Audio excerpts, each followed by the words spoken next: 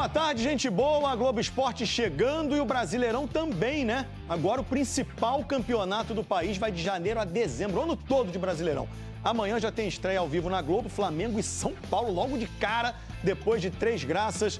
Nosso time de repórteres já está aqui, posicionado ali. Lívia e Duda também, com as informações quentinhas da dupla Fla-Flu, são os 2 cariocas que estreiam amanhã, né? E também reportagens de Botafogo e Vasco que vão jogar na quinta-feira. Eu vou começar com você, Duda Dal Ponte, com as informações aí do Flamengo para essa estreia contra o São Paulo. Conta mais. Vamos lá, Escobar, vamos começar falando de Lucas Paquetá, porque o Flamengo está muito próximo de trazer o jogador para o Brasil, né? De ele retornar ao Flamengo. Inclusive, já está até redigindo o contrato. Mas o negócio ainda não está fechado, porque Flamengo e West Ham ainda não chegaram a um acordo em relação à forma de pagamento. O clube inglês quer uma quantia maior em 2026, só que o Flamengo não quer mudar o planejamento financeiro que tem para esse ano. O valor já está certo, tá? E o West Ham também está dando o negócio como fechado. Se a compra for concretizada, vai ser a maior compra de um clube brasileiro na história. Pouco mais de 41 milhões de euros. O Flamengo também está em contato com o Lucas Paquetá e já acertou todas as bases salariais, inclusive está redigindo o contrato, como eu falei, mas ainda não se sabe quando que esse negócio vai ser fechado. O Flamengo quer ter o Lucas Paquetá o quanto antes, Escobar. E se o negócio for fechado até sexta e toda a documentação dele chegar até sexta também, Escobar, ele pode ser inscrito no boletim informativo da CBF e aí pode participar da Supercopa Rei no domingo em Brasília contra o Corinthians, Escobar. Resumindo, Paquê ainda não tá, mas Paquê vai estar. Só esperar um pouquinho, né, Duda Dal Ponte? Então, gostou, né? Ô, Duda, o time para enfrentar o São Paulo, temos pistas? Gostei, Escobar. Sempre gosto das suas tiradas, tá? Temos pistas, tá? Vamos começar falando sobre o treino de hoje, porque hoje foi o último treino antes de o Flamengo jogar contra o São Paulo amanhã, estrear no Campeonato Brasileiro. E eu tô aqui, ó, bem na frente do ônibus que vai levar a delegação daqui a pouquinho pro aeroporto. O voo é às 3 horas, eles partem para São Paulo para estrear no Campeonato Brasileiro.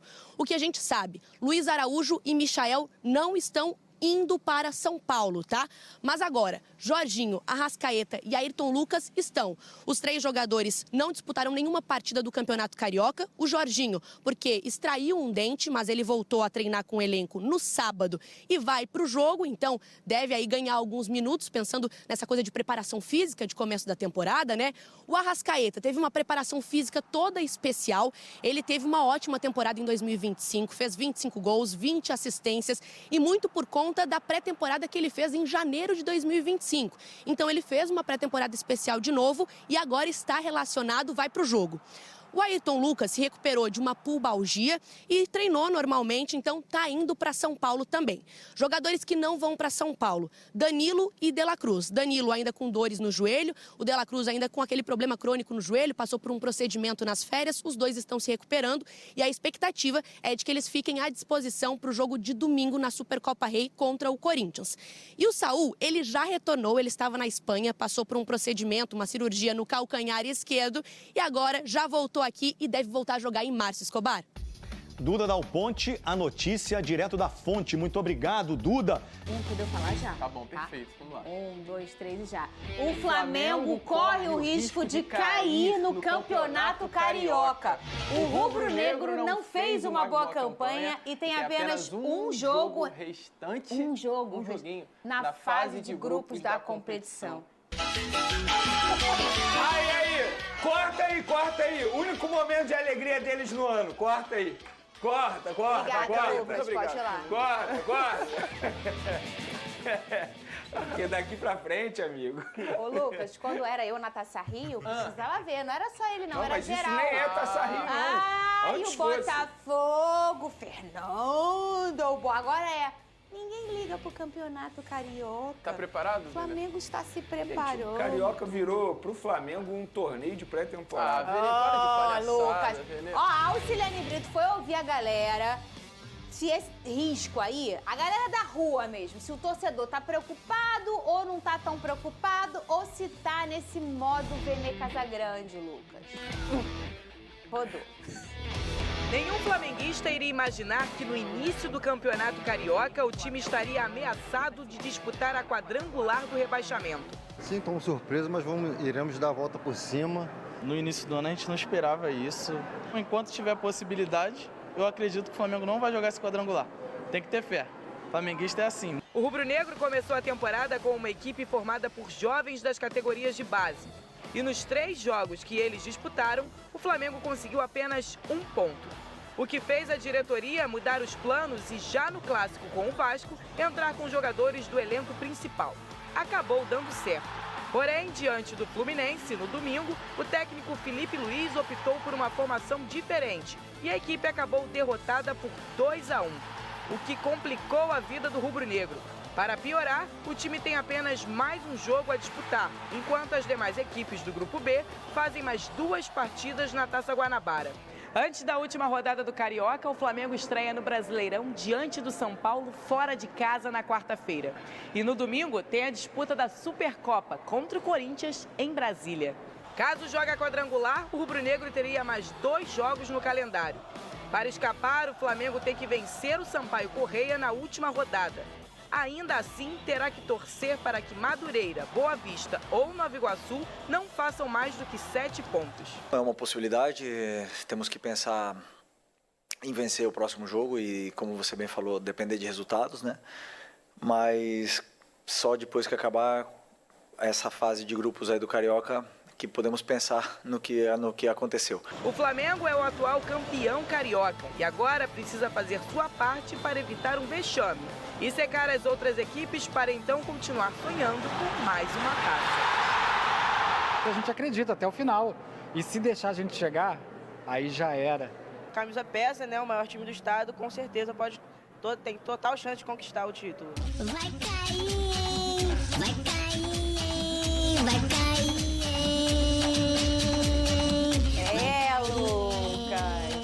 Tá rindo, deixa ele rir. Deixa ele. Não, sério, existe essa preocupação de ser rebaixado no Carioca, de verdade? Para de graça, garoto. Ser rebaixado? Para de Você graça. já viu o que precisa fazer para ser rebaixado? Jogar o quadrangular final. E ficar em último no quadrangular. Só de botar Rascaeta, por falar nisso, Jorginho e outra companhia. coisa, vou falar um negócio aqui. Se o Flamengo cair, não é pior para o Flamengo, é pior para o campeonato. E para os clubes que pegam a esteira ali da carona do Flamengo. Ai, Lucas, vamos É botar uma o relato. autoestima, É uma coisa É verdade, é a verdade. impressionante. É a verdade. Olha só, já Vene Casagrande tem muitas informações sobre Paquetá. Sobre quem mais? Sobre reunião que teve no Flamengo. Ah, é verdade, reunião importante. Teve uma reunião, Eu tinha chamou o esquecido povo todo. Gente, o que será que vai acontecer? Será que vai mandar a gente embora? O que tá acontecendo? Imagina tu aí no seu trabalho, o chefe chama todo mundo na reunião. Já pensa, ferrou. Se vier o pessoal da RH, então o negócio já o e-mail foi o RH que mandou. Pior ainda. O Vene vai trazer informações do que tinha nessa reunião, já aconteceu e ele tem, porque ele estava lá com o drone dele. Mas antes disso, o Flamengo acabou de emitir aí, de publicar os relacionados para o jogo contra o São Paulo, né? O Vene Casagrande, algum nome que não tá aqui ou algum nome que tá, que você quer destacar? Tu já deu uma olhada? Para mim, 2 destaques Fala nessa comigo. lista de relacionados.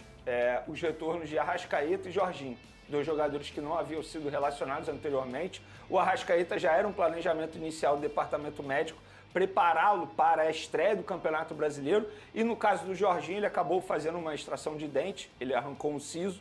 E por conta disso ele não pôde ser relacionado contra o Vasco da Gama e contra o Fluminense também. Ele não tinha um período ideal ali de treinamento. Enfim, e agora ele retorna para essa estreia do Campeonato Brasileiro. E agora, de fato, o Flamengo botando em campo aquilo que havia planejado. Porque durante o Campeonato Carioca, a gente brinca aqui, mas precisou mudar o planejamento por conta do péssimo desempenho da Fla Kids no início do estadual. E agora começa, de fato, a temporada do Flamengo no Campeonato Brasileiro, a principal competição do futebol brasileiro e que novamente será prioridade para o Flamengo nesse ano. Então, Flamengo com aquilo que tem de melhor nesse momento. Deixa eu só ver se o De La Cruz foi relacionado. Não foi, porque existia essa dúvida se ele seria relacionado ou não, mas ainda não foi.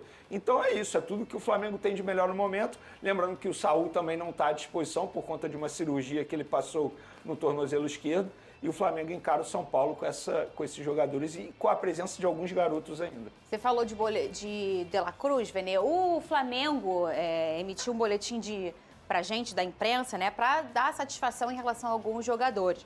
O Danilo e o De La Cruz, jogadores, eles seguem planejamento de trabalho com a preparação física e por isso aí o Vene já destacou que o nome... O Danilo, ele tem uma lesão no joelho. Que o nome deles não estão aqui. Ele nem esperava para esse jogo mesmo. E o planejamento de trabalhos com a preparação física, é isso, né, Vene? E o Luiz Araújo está com dores musculares, o atacante passa por um controle de carga. Tirando esses nomes aí, o Vene já destacou, já olhou aqui os relacionados. Já é um resquício da mudança de planejamento, né? Porque se ele está com dores musculares é por conta dos jogos que o Flamengo teve que encarar com o time principal contra o Vasco, contra o Fluminense. Porque, caso contrário, ele estaria à disposição já na estreia do Brasileirão. E agora começam os jogos, não estou falando só, Lucas, os jogos do Brasileirão e já mistura com Carioca e daqui a pouco já começa a Libertadores. Quando a gente piscar já está de novo a Copa do Brasil. Mas também o jogo interno dos clubes e também do Flamengo, que talvez tenha uma, entre aspas, facilidade por ter um elenco tão robusto como esse, de fazer um mexe-remexe, né? Controle de carga, segura daqui, o GPS piscando, todo mundo olhando. Hoje, a estratégia no futebol ela é muito além da estratégia tática, de você escolher um jogador. Você tem que também a preparação física, com todas as disciplinas ali, os médicos, fisiologistas, todo mundo junto raciocinando uma temporada tão extensa como a brasileira, Lucas. Perfeito, Fernanda. O Flamengo, é claro, é uma equipe privilegiada por conta exatamente desse tamanho de elenco que tem, com grandes peças. E, inclusive, até falando sobre essa lista de relacionados do Flamengo, essa partida de amanhã que terá contra o São Paulo, o Vene cita, né, o fato do Flamengo antecipar o seu planejamento no Campeonato Carioca, tendo que usar jogadores do time principal. Só que, Vene, a minha opinião é um pouco diferente da sua. Eu acho importante o Flamengo ter utilizado contra Fluminense e Vasco esses jogadores, até porque eu imagino que amanhã, entrando em campo contra o São Paulo, se esses atletas terem jogado, talvez eles não teriam um ritmo suficiente para estrear no Campeonato Brasileiro, você não acha isso? Eu acho que tudo depende. Se o planejamento era botar os jogadores para estrear nessa partida, no entendimento interno, era melhor botar justamente nessa partida. Por exemplo, se fosse... a questão mudou contra o Vasco, porque teoricamente alguns jogadores voltariam contra o Fluminense. Não sabia. E aí, por exemplo, o Everton Cebolinha para mim é um grande caso. O Cebolinha não, desculpa, o Luiz Araújo. É um grande caso. Com certeza ele estaria à disposição para esse jogo que é muito importante, pela estreia do Brasileirão. E por conta desses jogos, até mesmo pelo contexto do foi contra o Fluminense, gramado encharcado, a grama fica muito mais pesada e, consequentemente, exige mais da parte física, o jogador não fica à disposição. Eu não discordo de você, mas se o planejamento inicial era para começar nessa partida e você é obrigado a mudar, teoricamente você não está fazendo aquilo que você havia planejado. Então, não é o melhor que você havia pensando para os jogadores. E pode parecer uma loucura, mas horas... dias são muito valiosos quando a gente pensa num macrociclo, que é pensar num ciclo inteiro da temporada e aí você vai transformando num microciclo e vai pensando nas semanas, nos meses e tal. Você às vezes vê um jogo que é domingo 8h30. A gente que é usuário, né, que vai lá, gosta do futebol, vai na arquibancada, a gente odeia esse horário. Mas às vezes o clube e os atletas gostam. Com a diferença de 4 horas entre um jogo que já passou, uma viagem, alguma coisa, faz toda a diferença. É muito diferente. Então, às vezes, você mexer num planejamento que já estava pensado, isso para a parte técnica ali, para a galera da fisiologia, dos preparadores, isso faz muita diferença, às vezes até daqui para frente no Flamengo na temporada. Ô, Vene, quais são as informações mais recentes que a gente tem sobre o Lucas Paquetá? Eu acho que esse é o grande assunto, né, na torcida do Flamengo. O que está faltando para o anúncio oficial para ele acontecer? Vai acontecer mesmo? Hoje eu peguei o elevador, um torcedor que estava meio assim, falando, não, Fernando, Paquetá não vem, não. Vem sim, não vem? O Vene falou que vem. Vem. A questão é saber quando, de fato, ele vai ser anunciado. Hoje, a situação é o seguinte, Paquetá não treinou lá no West Ham, até por conta da negociação, não é mais por conta do problema físico, por conta dessa negociação muito próxima de ser concretizada. Ele não foi a campo, não treinou, inclusive a tendência é que não jogue mais pelo West Ham. E aí, Flamengo e West Ham já se acertaram em valor, prazo de pagamento e parcelas até 2028 e também o valor que será quitado à vista, que será a grande parte desse valor de 41 milhões e 250 mil euros. A dúvida agora, o debate agora é valor das parcelas que serão pagas em 2027 e em 2028. O West Ham, obviamente, está pedindo de um jeito, o Flamengo está pedindo de outro. Fernandinha, assim, conhecendo de bastidor, até mesmo em cima daquilo que me falaram no Flamengo, quando chega nesse determinado momento, assim, é muito difícil de a contratação não ser feita. E, de fato, ela vai ser feita. A grande dúvida é quando ele vai chegar aqui em Rio de Janeiro. A dúvida antes era, será que ele vai ser contratado? Agora é questão de tempo para o Flamengo fechar essa contratação e anunciar a compra de Lucas Paquetá, que para mim é uma baita operação para o Flamengo. De verdade, 41 milhões de euros no Lucas Paquetá não é nada. Se a gente estivesse falando de um outro clube na Europa, vou dar um exemplo aqui, sei lá, o Liverpool ou o Atlético de Madrid comprando o Lucas Paquetá pelo West Ham por 41 milhões de euros, estava todo mundo falando assim, nossa, extremamente barato. Gente, 2 anos atrás, o Manchester City ia pagar mais de 60 milhões de euros, a pedido do Pep Guardiola. Pep Guardiola, um dos maiores treinadores do futebol mundial, se não o maior da história do futebol mundial. O que o Flamengo está conseguindo fazer nessa operação tem que bater muita palma. Por quê? Eu não sei se vai dar certo. Isso aí depende de muitos fatores. Mas é óbvio que a operação vale a pena, é óbvio que as cifras que o Flamengo vai pagar vale a pena. E não há mais debate se o Flamengo tem dinheiro ou não. Muita gente questiona isso. Será que o Flamengo tem dinheiro? Gente, o Flamengo tem dinheiro. Tanto é que vai contratar o Lucas Paquetá e vai fazer mais contratações durante a temporada. Então, te respondendo, Fernandinha, é questão de tempo, de fato, para o Flamengo anunciar essa contratação. O próprio Lucas Paquetá já deve estar de malas prontas, só esperando o ok para poder viajar ao Rio de Janeiro. A gente sabe que o Flamengo ele tem uma perspicácia no mercado, né? Na hora de vender e na hora de comprar também. Isso não é de hoje, não é nem só da gestão do BAP. As gestões anteriores também tinham essa lábia, essa facilidade, esse profissionalismo, essa capacidade. E a gente passou por anos aqui nesse programa conversando sobre isso, né, Vini? Eu acho que hoje, no mercado, o Flamengo é o time no Brasil que melhor vende e compra, né? Não ter o Pires na mão, o desespero do dinheiro já ajuda muito na hora de vender, né? E na hora de comprar, você profissionalizar, eu acho que é o que o Flamengo tem feito. Mas se acha, aí pode ser uma pergunta para os dois, talvez esse valor que está um pouco inferior ao que a gente acha que o Paquetá vale, é obviamente a capacidade do Flamengo de negociação, mas também pelo que o Paquetá passou nos últimos anos. Você acha, Lucas? Porque ele passou aquele problema de investigação em relação à casa de apostas, e aí deu que não tem nada a ver, ele já está tudo super liberado, mas ele passou um longo período aí, foram 2 anos, Vene? 1 ano e meio? 2 anos. Foram 2 anos. 2 anos que não é, a gente não está nem só falando do Paquetá atleta e o valor de mercado cair, a gente está falando do Paquetá humano, que esportivamente entregou menos do que a gente sabe que esse menino pode entregar, né, Lucas? Sim, Fê, eu acho que são vários fatores aí que são colocados à mesa, né? Tem esse fator do Paquetá ter ficado longe um tempinho da mídia, se é assim que a gente pode falar. É importante lembrar que o Paquetá na Copa do Mundo de 2022, ao lado do Neymar, eram os caras da seleção brasileira. O Paquetá faz uma eliminatória e uma Copa muito legal, inclusive. Então, um jogador que sai da Copa do Mundo sendo talvez o grande nome do meio-campo da seleção e, infelizmente, passa por esse momento ruim.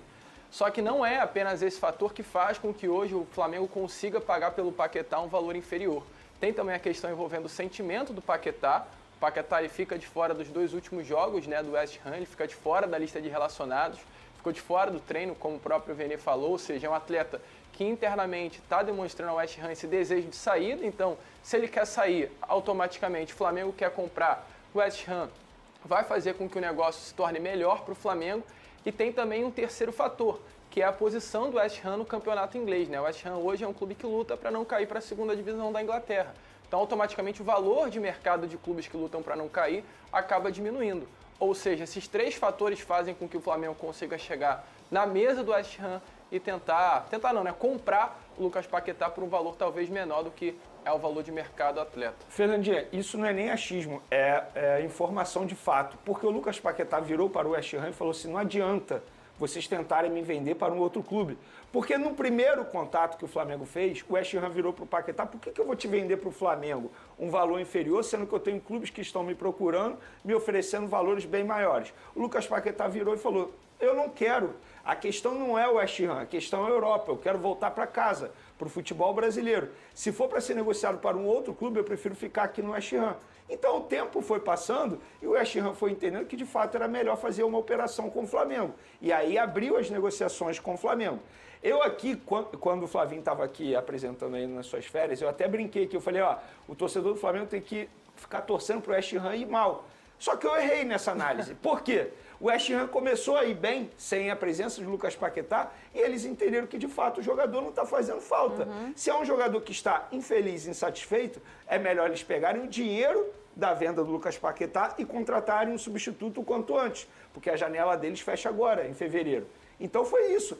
O fato do West Ham ter vencido as últimas partidas sem Lucas Paquetá, teoricamente ajudou nas tratativas com o Flamengo. E por conta disso tudo, o Flamengo está conseguindo fazer essa operação. Primeiro, tem dinheiro. Segundo, a vontade do jogador contou demais. Ô, Vene, inclusive, só para complementar, o West Ham, perfeito. Isso. Ele contrata já um atleta, o Traoré, jogador de seleção espanhola, jogador de base do Barcelona, é um atleta que o West Ham contratou já nessa janela de transferências e é um jogador, inclusive, que faz ali a posição do Paquetá no meio-campo do clube inglês. Ou seja, foi um movimento de mercado do clube até pensando nessa possível saída do Paquetá ainda na janela, né? E ainda tem um detalhe, Fernandes. Se o West Ham é rebaixado no meio do ano, o valor do Paquetá automaticamente cai no mercado. E aí, para o Flamengo, seria até mais barato fazer a operação. Só que como o Flamengo quer agora, o Flamengo prefere pagar um valor maior e garantir logo o jogador já nessa janela de transferência. E eu sempre falo aqui, a gente nunca pode esquecer que atleta é ser humano. É isso. E que a cabeça, nos últimos tempos, ela tem sido, às vezes, mais importante do que a sua resposta física no futebol. Você pode ser um super atleta, você correr, ter uma condição cardiorrespiratória maravilhosa, mas se você tiver com a cabeça ruim, você não vai performar. E esse tempo que o Paquetá ficou com esses problemas, ele sofreu, obviamente. Imagina que não sofreu. E aí, talvez estar em casa, que o Flamengo é a casa dele, vai ser um bom momento para ele também se sentir à vontade. Vene, que história é essa que o BAP, o presidente do Flamengo, convocou todos os funcionários do clube para fazer um anúncio? Aquele e-mail do RH que treme todo mundo. Então, foi o que aconteceu com os funcionários do Flamengo. O que teve nessa reunião? Esse aqui era o e-mail. Lucas, quando você recebe assim, ó, recursos humanos, prezados colaboradores. Aí tu já tá aqui, ó. Fernandinha, desde ontem, olha o que teve de funcionário da Gávea me procurando. É mesmo, querendo saber o que é. E eu juro que eu não sabia, tá? Eu não sabia mesmo.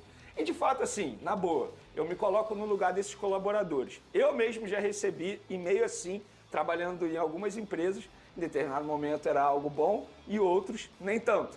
E é óbvio que os funcionários começaram a ficar com medo, porque não é normal um presidente de uma instituição convocar uma reunião com todos, literalmente todos, da pessoa que dá faxina, responsável pela faxina, o professor de capoeira, até o CEO. E foi uma reunião convocada para hoje pela manhã. E ainda disse ali, ó, ressaltamos a importância da presença de todos.